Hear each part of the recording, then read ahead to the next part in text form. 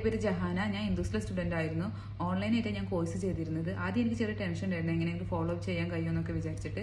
പക്ഷേ ഇൻഡുസ് online സ്റ്റുഡൻസിനെയും offline സ്റ്റുഡൻസിനെയും ഒരേപോലെ തന്നെ ട്രീറ്റ് ചെയ്തിരുന്നത്. എല്ലാ സംശയങ്ങളും ക്ലിയർ ചെയ്ത് തന്നിരുന്നു. ഞാൻ 1 ഇയർ ഗ്യാപ്പ് ഇട്ടിട്ടാണ് എക്സാം എഴുതിയിരുന്നത്. അപ്പോൾ എനിക്ക് ചെറിയ രീതിയിൽ ടച്ച് വിട്ടിരുന്നു. പക്ഷേ മുബീന മാമും സാന്ദ്ര മാമും നല്ല രീതിയിൽ തന്നെ സപ്പോർട്ട് ചെയ്തിരുന്നു. എക്സാം പ്രിപ്പറേഷൻ നല്ല രീതിയിൽ ഹെൽപ്പ് ചെയ്തിരുന്നു. ഒരുപാട് മോക്ക് ചെയ്തിരുന്നു. എൻ്റെ പേര് കൃപ. ഞാൻ BSc സുവോളജി ഗ്രാജുവേഷൻ ആണ്. ഗ്രാജുവേഷൻ കഴിഞ്ഞപ്പോൾ ഞാൻ മെഡിക്കൽ കോഡിങ്ങിന് ജോയിൻ ചെയ്തു.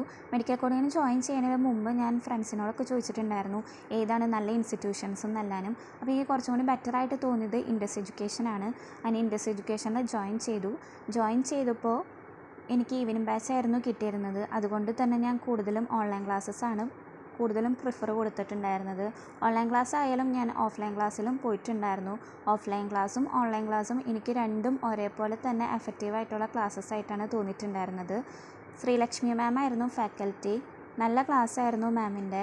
എപ്പോൾ വേണമെങ്കിലും ഡൗട്ട് ചോദിക്കാനായിട്ട് പറ്റിയിരുന്നു. ഡൗട്ടുകളൊക്കെ മാം നല്ല രീതിക്ക് തന്നെ ക്ലിയർ ചെയ്ത് തന്നിട്ടുണ്ടായിരുന്നു. അനാട്ടമി സെക്ഷൻ ആയിരുന്നു ഫസ്റ്റ് ഉണ്ടായിരുന്നത്. ക്വസ്റ്റ്യൻസൊക്കെ ചോദിക്കാറുണ്ടായിരുന്നു. ICDയും CPT ഒക്കെ വന്നപ്പോൾ എങ്ങനെയാണ് കോഡുകൾ എടുക്കേണ്ടതെന്നുള്ള കൺഫ്യൂഷൻസ് ഉണ്ടായിരുന്നു. അതൊക്കെ നല്ല രീതിക്ക് തന്നെ മാം പറഞ്ഞു തന്നു, എങ്ങനെയാണ് കോഡുകൾ എടുക്കേണ്ടതെന്നതും. പിന്നെ അതുപോലെ തന്നെ ഗൈഡ് ലൈൻസും നല്ല രീതിക്ക് തന്നെ പറഞ്ഞു തന്നിട്ടുണ്ടായിരുന്നു. ഓരോ സെക്ഷൻസും കഴിയുമ്പോഴും എക്സാമുകൾ ഉണ്ടായിരുന്നു. ഡൗട്ടുകളും ചോദിക്കാൻ പറ്റിയിരുന്നു. അതുപോലെ തന്നെ ക്ലാസ് എല്ലാം കഴിഞ്ഞപ്പോൾ 10 മോക്ക് വരെ കണ്ടക്ട് ചെയ്തിട്ടുണ്ടായിരുന്നു. അതെല്ലാം കഴിഞ്ഞപ്പോഴാണ് ഞാൻ CPC എക്സാമിന് വേണ്ടി ഡേറ്റ് എടുത്തിട്ടുണ്ടായിരുന്നത്. CPC എക്സാമിന് ഡേറ്റ് എടുത്തപ്പോൾ എക്സാം പ്രിപ്പറേഷനൊക്കെ തന്നിട്ടുണ്ടായിരുന്നത് സുരയ മാം ആയിരുന്നു.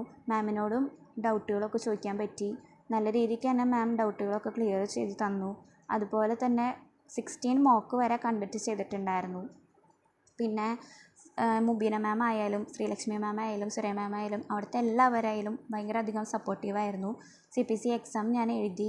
എക്സാം എഴുതിയിട്ട് 71 മാർക്കോട് കൂടി പാസ്സായി. എല്ലാവരും വളരെയധികം സപ്പോർട്ടീവായിരുന്നു.